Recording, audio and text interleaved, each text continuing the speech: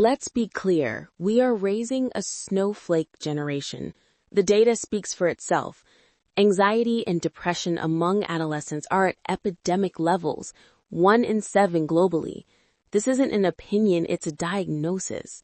We've protected them from everything, paved every obstacle in their path, and the result is that at the first inevitable clash with reality, they shatter. Shatter? Or perhaps, for the first time in history, they have the courage and the language to call pain by its name. What you call fragility is emotional awareness. They aren't weak. They're the first to reject a toxic model of life and work that previous generations endured in silence, mistaking burnout for strength of character. Awareness? I see delusional expectations. They show up for an interview, and the first thing they ask isn't what they can give, but what they can get. Flexible hours, vacation, remote work. 75% of them would quit their job without having another one lined up.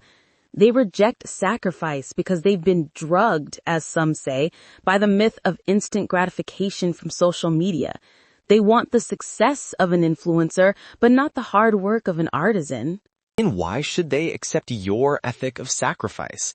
They're the first generation that knows they can't count on a stable future. They've watched their parents wear themselves out for companies that later laid them off. They've inherited a planet in crisis and a pension system that won't protect them.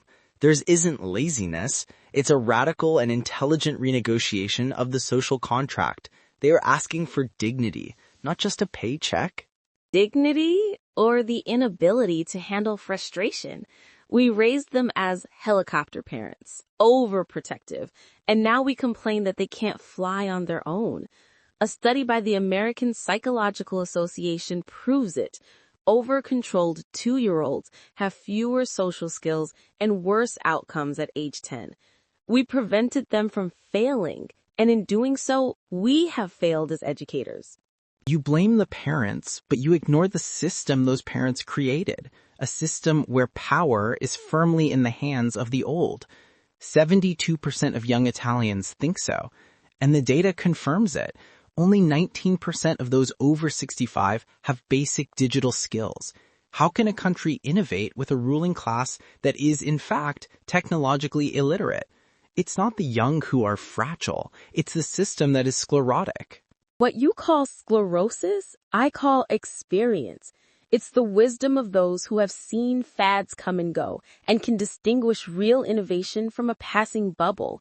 It's the prudence that keeps a company from crashing by following the latest impulsive idea of a 20-year-old.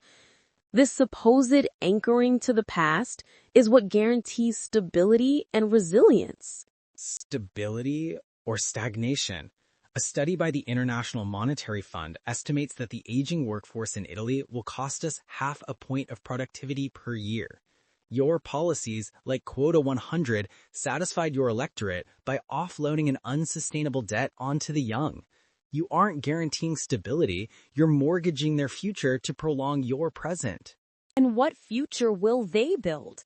A future of quiet quitting, a fear of failure, where the slightest difficulty becomes an insurmountable trauma?